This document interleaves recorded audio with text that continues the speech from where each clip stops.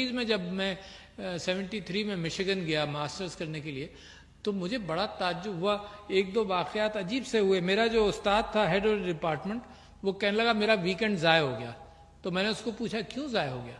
کہنے لگے اس وجہ سے ضائع ہو گیا کہ میں اپنے باپ کو ایک اولڈ ہوم سے دوسرے اولڈ ہوم میں جا کر میں نے اس کو ٹرانسفر کیا. اور میری آنکھیں پھٹی کی پھٹی رہ گئیں کہ 73 میں جب وہ زمانہ آ رہا تھا کہ اس نے کہا کہ میرا ویکینڈ ضائع ہو گیا کیونکہ میں نے اپنے باپ کی یہ خدمت کر دی. برٹرن رسل نے ایک کتاب لکھی تھی, اب مجھے اس کا صرف ٹائٹل یاد رہ گیا کیونکہ 60s میں نے پڑھی تھی, marriage and morals in society. اور اس نے یہ کہا تھا کہ یہ زمانہ جس انداز سے آ رہا ہے اس میں اقدار جو ہیں وہ پیچھے چلتی چلی جائیں گی, ہر شخص انڈیپینڈنٹ ہو جائے گا اور اپنی زندگی میں اور اپنی آمدنی میں اتنا پھنس جائے گا کہ ہر چیز, شادی, خاندان, یہ سب چیزیں چیلنج ہو جائیں گی. ہو چکی ہیں.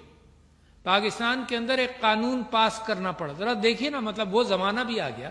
پاکستان کے اندر ایک قانون پاس کرنا پڑا جو 8-10 مہینے پہلے پاس ہوا. اس کے اندر یہ تھا کہ اگر کوئی اولاد اپنے ماں باپ کی قدر نہ کرے, ان کو ان کے گھر سے نکالے یا ایسی کوئی کیفیت پیدا ہو تو اسٹیٹ بیچ میں جائے گی. یہ تو معاشرے کا کام تھا. معاشرہ ایسی تربیت دیتا تھا, معاشرہ اہتمام کرتا تھا, خاندان والے اہتمام کرتے تھے کہ بے غیرت تم نے ایسا کام کیا کیوں؟ یہ اسٹیٹ کو تو یہاں جانا ہی نہیں چاہیے تھا. اس کا مطلب there is a change happening in society. اور بچوں آپ تو یاد رکھو یہ چینج جو ہے یہ ذہنی چینج ہے. اس کو چینج کرنے کے, اس کو ٹھیک رکھنے کے لیے دیکھو کمائیں, محنت کریں, کوئی اس چیز سے نہیں روک سکتا. مگر جب محبتوں کو نکال دو گے اپنی ریلیشن شپ سے تو خود بھی پریشان رہو گے, خود بھی سٹریس میں رہو گے اور معاشروں کے اندر وہ تناؤ پیدا ہوگا کہ اپنا میں اکیلا میں زندگی گزار سکتا ہوں. نتیجہ کیا ہے؟ Let me mention to you something which came to my knowledge only about 1 or 2 months ago, اور میں نے اسمبلی کے اندر جو تقریر کی اس کے اندر بھی اس بات کو شامل کیا. اتنا سٹریس ہے سوسائٹی میں, اتنی پریشانی ہے سوسائٹی میں کہ فگرز ہی نہیں تھے کوئی.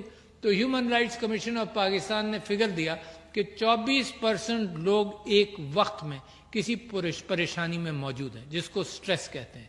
یہ دوسری بات ہے کہ اگر اس پریشانی میں ان کو گھر میں لوگ شیئر کر لیں, گھر میں دیکھو جوائنٹ فیملی میں ایک خوبصورتی تھی, گھر میں لوگ شیئر کر لیں. جب اکیلا ہو جاتا ہے تو کسی سے شیئر بھی نہیں کرتا, گھر میں لوگ شیئر کر لیں تو وہ پریشانی کم ہو جاتی ہے. لہٰذا آج کل میں پھر اس بات پر محنت کر رہا ہوں, جیسے مسز سمینہ علوی نے بریسٹ کینسر کو فوکس کر کے 3-4 چیزوں پر لائے. میں بھی یہ کوشش کر رہا ہوں کہ یہ جو سٹریس ہے معاشرے میں اس کو قابو کیا جائے. مگر ایک فگر اس میں اور بھی بڑا الارمنگ تھا. وہ الارمنگ یہ تھا کہ کالج گوئنگ اسٹوڈنٹس اور اساتذہ کے لیے یہ انفارمیشن ہے کہ 60 to 80% of college going students are under stress.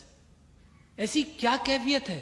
علم کی تلاش کے اندر یہ ذہنی پریشانیاں کیسے آ گئیں؟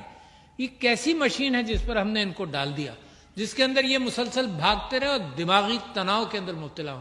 نتیجہ کیا ہے؟ یہ فارمیٹیو ایئرز کے اندر ہم نے ان کی مشین, روزی کمانے کی مشین کے اوپر ان کو اتنی ایکسرسائز کروائی کہ زندگی بھر ایسے ہی زندگی گزاریں گے, صرف روزی کے پیچھے بھاگیں گے. تو یہ بیلنس جو ہے یہ ضرور میرے پاکستان کو اس وقت ضرورت ہے کہ آپ لوگ بڑی محنتیں کریں اور دوسروں کا, دنیا کا مقابلہ کریں, مگر زندگی میں ایک بیلنس رکھنا بھی بڑا ضروری ہے جو میں آپ سے کہہ رہا ہوں. 60 to 80% of students were under stress. اور جو آپ اخبار میں کبھی کبھی خبریں دیکھ لیتے ہیں نا کہ ماں نے بچوں کو مار دیا, یہ ہوا, یہ تو صرف وہ بامز ہیں جو ٹپ آف دی آئس برگ پہ جا کر ایکسپلوڈ ہوتے ہیں. باقی معاشرے میں جو کچھ ہو رہا ہے وہ میرے لیے اور آپ کے لیے پریشانی کا باعث ہے.